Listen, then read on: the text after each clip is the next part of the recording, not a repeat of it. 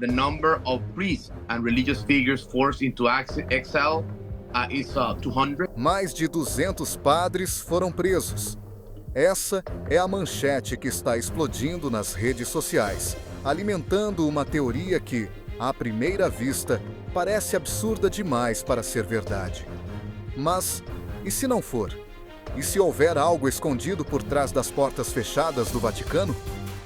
Desde a morte repentina do Papa Francisco, em pleno feriado de Páscoa, um rastro de desconfiança vem se espalhando pelo mundo. As perguntas começaram a surgir quase imediatamente. Por que a morte foi tão repentina? Por que o Vaticano foi, dessa vez, tão transparente com seus comunicados, rompendo com séculos de silêncio e sigilo? E o mais grave de tudo, por que começaram a circular relatos de prisões em massa dentro da própria igreja? Como se o epicentro de uma conspiração estivesse prestes a ruir? A internet não perdoou. Em poucas horas, as redes foram inundadas por teorias, prints, vídeos, áudios, supostos vazamentos e até mensagens cifradas de dentro da Cúria Romana. Algumas pessoas afirmam que o Papa foi silenciado porque estava prestes a revelar segredos inconfessáveis. Outras juram que ele foi vítima de um complô interno, arquitetado por aqueles que mais tinham a perder com as reformas que ele vinha tentando implementar. E no meio de tudo isso, uma suposta lista de mais de 200 nomes, padres, bispos e até cardeais, que teriam sido presos ou colocados em isolamento por envolvimento direto ou por saber demais. Pode parecer roteiro de filme, mas por que esse tipo de narrativa cresce tanto justamente agora? O que torna essa teoria tão atraente, tão compartilhável, tão perigosa? Hoje, vamos mergulhar nos bastidores desse escândalo. Vamos separar o que é fato, o que é invenção e o que talvez esteja sendo cuidadosamente escondido. Porque quando a verdade assusta mais do que a mentira, é sinal de que alguma coisa muito séria está acontecendo. E você merece saber.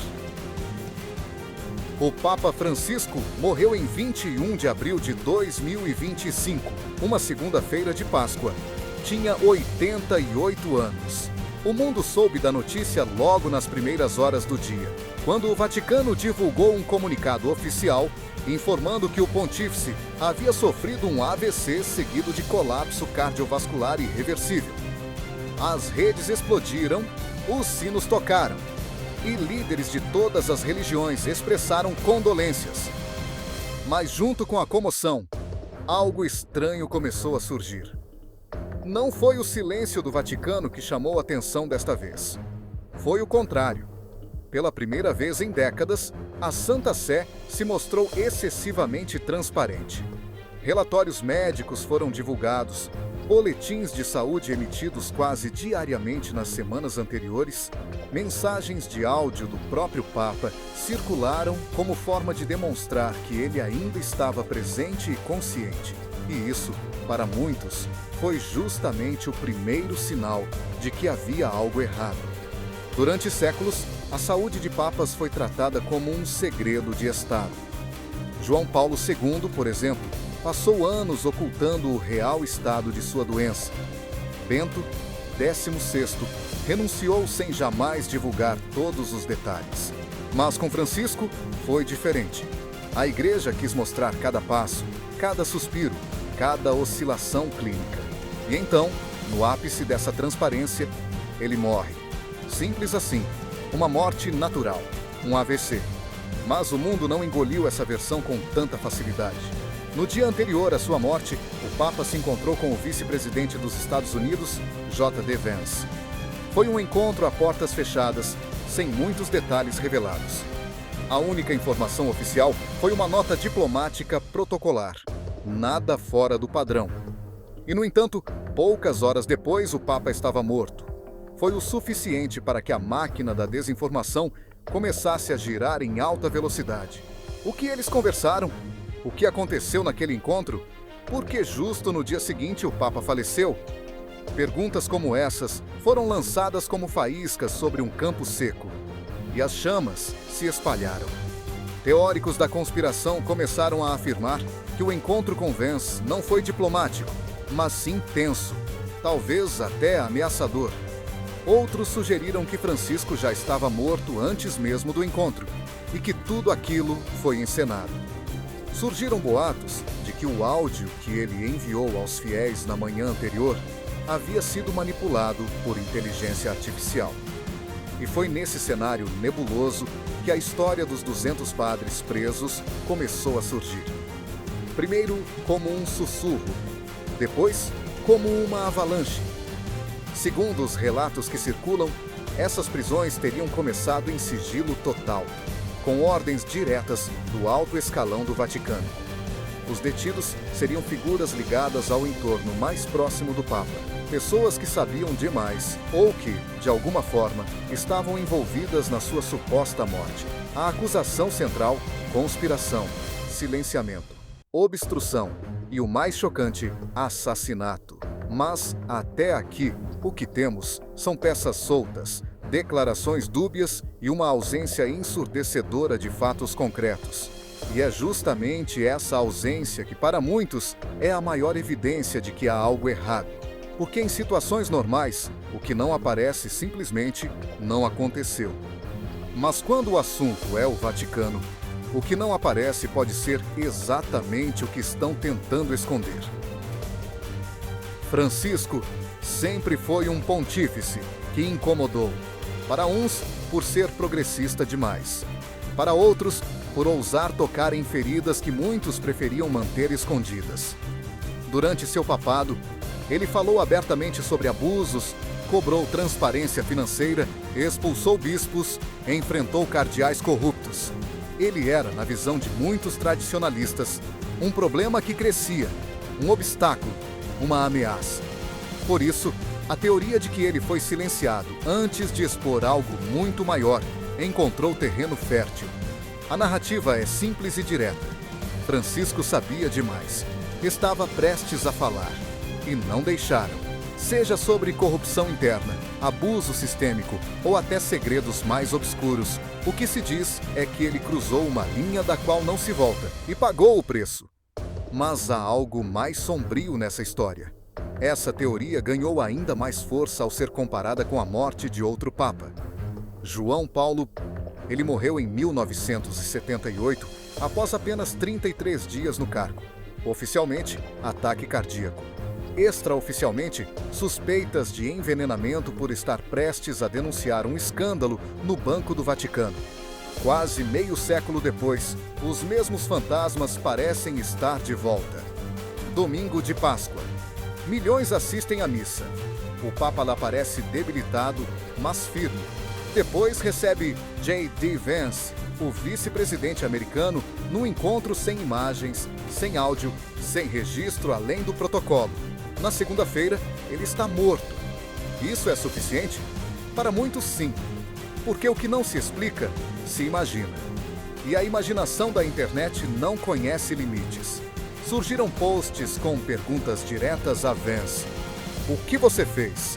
Por que ele morreu logo depois de te ver? A ausência de conflito público entre eles foi ignorada.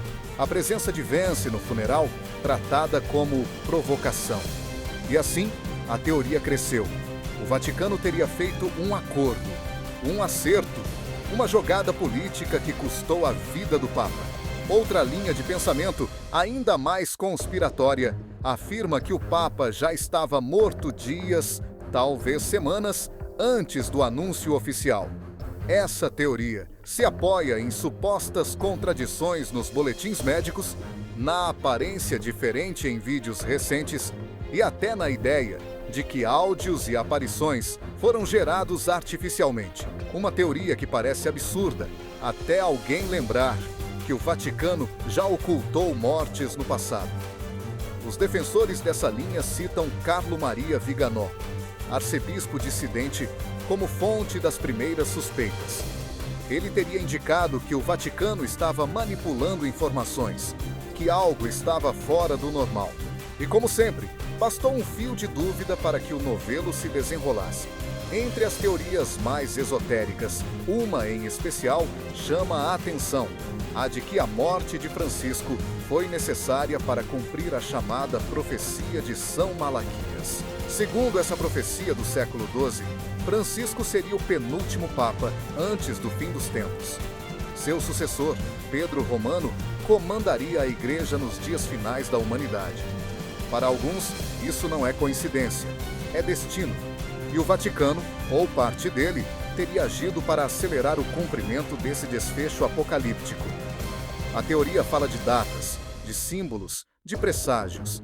E embora a Igreja rejeite essa profecia como falsa, milhares de pessoas acreditam nela com fervor. Não importa o que o Vaticano diga, quando a fé encontra o medo, a lógica quase sempre perde. Francisco mexeu onde poucos ousaram mexer: no dinheiro. Revisou contas, expôs escândalos, demitiu gestores, cortou privilégios. Criou conselhos de transparência, chamou auditores externos, rompeu contratos obscuros. Tudo isso dentro da instituição mais antiga e tradicional do mundo. Uma instituição onde dinheiro e poder andam lado a lado, muitas vezes no escuro. Para alguns, ele foi longe demais. E quando alguém vai longe demais nesse tipo de ambiente, a resposta vem rápida. Os defensores dessa teoria dizem que Francisco estava prestes a revelar um novo escândalo, ainda maior do que os anteriores, e que não poderia continuar, não por questões de saúde, mas por interesse, por autopreservação, não dele, dos outros. O boato surgiu como muitos outros nessa era de desinformação. Um post anônimo, sem fonte, afirmando que mais de 200 padres haviam sido presos em conexão direta com a morte do Papa Francisco. Sem provas, sem nomes, sem documentos, mas com algo que, para a internet, é mais poderoso do que qualquer evidência: a indignação coletiva. Em minutos, os prints começaram a circular. Vídeos surgiram com títulos alarmantes: lista vazada, confissão de padre revela plano, agentes infiltrados no Vaticano. Em um piscar de olhos, milhares de pessoas estavam comentando, compartilhando e jurando que tudo era verdade. Não importava a ausência de dados, a narrativa estava formada. E uma vez formada, ela cria sua própria realidade. Jornalistas independentes começaram a buscar as evidências. Sites de checagem entraram em ação. Os termos foram buscados em múltiplas línguas. 200 sacerdotes presos, Vaticano prende, clero detido após morte do Papa. Nada, nenhuma manchete, nenhuma nota oficial, nenhum veículo respeitável, do New York Times à BBC, da Reuters ao Vatican News, sequer mencionou a existência de qualquer operação de prisão em massa, nenhuma coletiva de imprensa, nenhuma imagem de padres sendo conduzidos por policiais, nenhuma lista, nenhum nome, nenhuma cela. O que havia era apenas o boato, circulando em loop dentro das mesmas bolhas. E então, surge a pergunta inevitável: se mais de 200 religiosos realmente tivessem sido presos, isso não teria sido notícia? Não seria manchete global? É impossível imaginar um evento dessa magnitude acontecendo em silêncio absoluto. E justamente por isso, o silêncio virou parte da teoria. Porque se ninguém falou, dizem eles, é porque foi acobertado. Em meio à confusão, alguns começaram a apontar para eventos reais. Prisões de padres na Nicarágua, casos de sequestros na Nigéria, mais de 200 clérigos afetados nos últimos anos por perseguições políticas ou ações criminosas. Mas nada disso tem ligação com o Vaticano. São contextos completamente diferentes. Situações documentadas, cobertas pela imprensa, com motivos e autores conhecidos. Mas para quem busca justificar a teoria da conspiração, qualquer dado serve. Basta distorcer, basta tirar do contexto. E o caso da Nicarágua, por exemplo, foi usado como prova de que padres estavam sendo caçados, sem explicar que os presos ali foram vítimas de um regime autoritário que vê a igreja como oposição política. A resposta talvez esteja menos na fé e mais na ferida. O Vaticano já errou, já escondeu, já manipulou, os escândalos de abuso sexual, os vazamentos financeiros, as renúncias misteriosas. Tudo isso criou uma base de desconfiança tão profunda que hoje qualquer nova teoria parece plausível. Não porque seja verdadeira, mas porque encaixa na expectativa de que algo está sempre sendo escondido. E quando essa expectativa encontra um evento de grande impacto, como a morte de um papa, o campo está preparado para a explosão. As pessoas não acreditam no boato porque ele é convincente. Acreditam porque querem acreditar. Porque sentem que já foram enganadas antes. E se já aconteceu uma vez, pode acontecer de novo. E se ninguém está falando sobre isso, é porque há algo ainda maior sendo silenciado. A ausência de provas deixa de ser um problema e vira, para elas, mais uma pista. Com a morte do Papa Francisco, o Vaticano entrou no período chamado de sede vacante. A cadeira de São Pedro estava oficialmente vazia. E com ela, veio o peso de uma escolha que definiria o rumo da Igreja Católica nos próximos anos. Ou, como alguns sugerem, nos seus últimos dias. O processo do conclave é envolto em simbolismo, tradição e um rigor quase teatral. Cardeais de todos os cantos do mundo começaram a chegar a Roma. A Capela Sistina foi preparada como palco do segredo.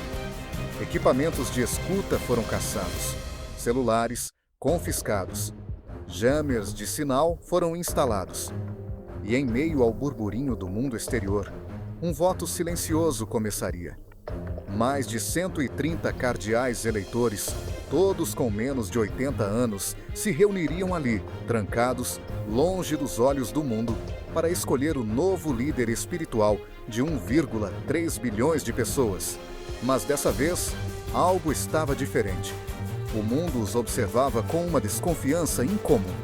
Porque enquanto os sinos soavam e as fumaças subiriam, do lado de fora muitos ainda perguntavam: estão elegendo um novo Papa ou tentando apagar o rastro do anterior? O colégio de cardeais nunca foi homogêneo, mas sob Francisco, essa divisão se aprofundou. Progressistas de um lado, conservadores do outro. Teólogos abertos ao diálogo, frente a defensores da tradição rígida. E agora, com o trono vago, esses dois blocos se enfrentariam de forma velada. Alguns candidatos começaram a despontar. Cardeais influentes da Itália, da África, das Filipinas, da América Latina. Homens com visões tão distintas pareciam representar igrejas diferentes dentro da mesma fé. Entre os nomes, especulações fervilhavam. Quem representaria a continuidade do legado de Francisco?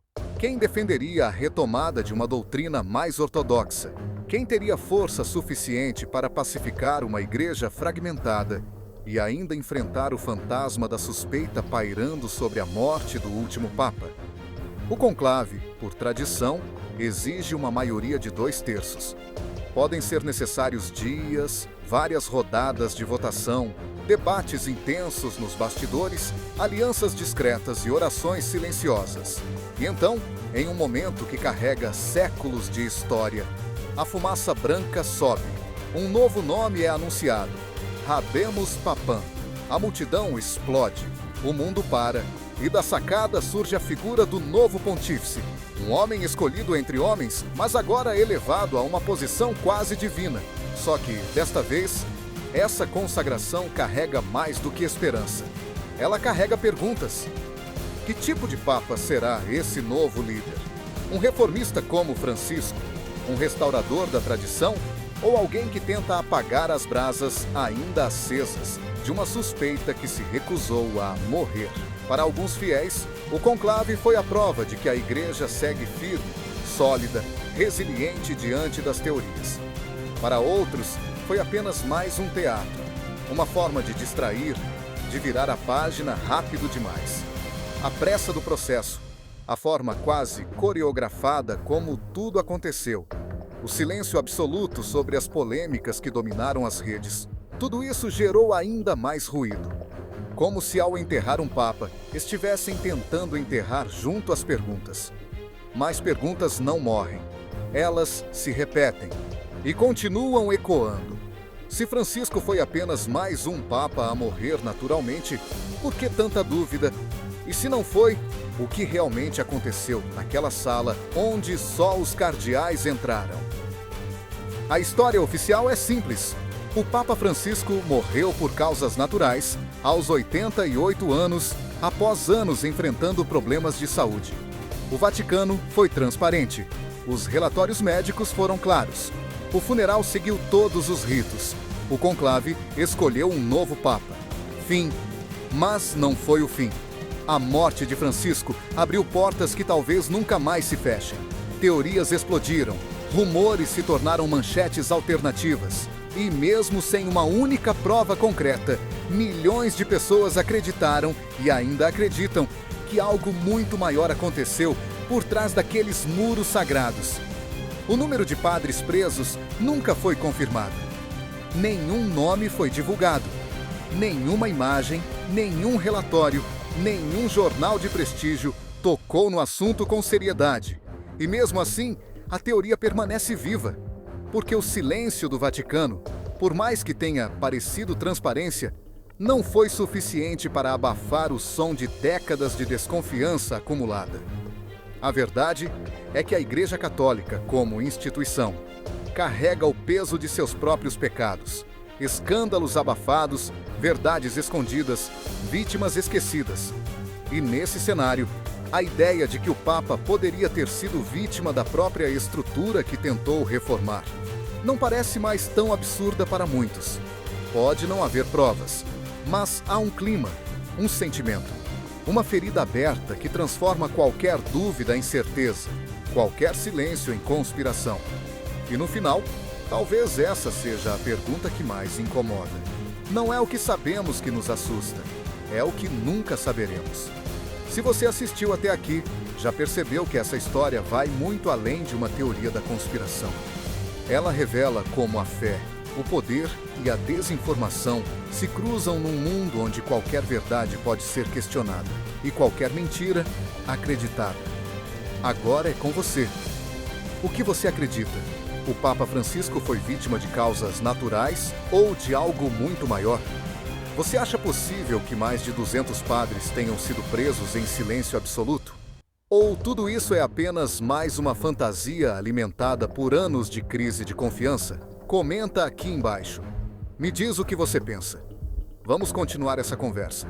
E se você valoriza conteúdos que vão fundo, que investigam, que desafiam o óbvio, se inscreve no canal, ativa o sininho e compartilha esse vídeo. Porque num mundo onde a verdade se perde em meio ao ruído, pensar já é um ato de resistência. Nos vemos no próximo vídeo e até lá, continue questionando.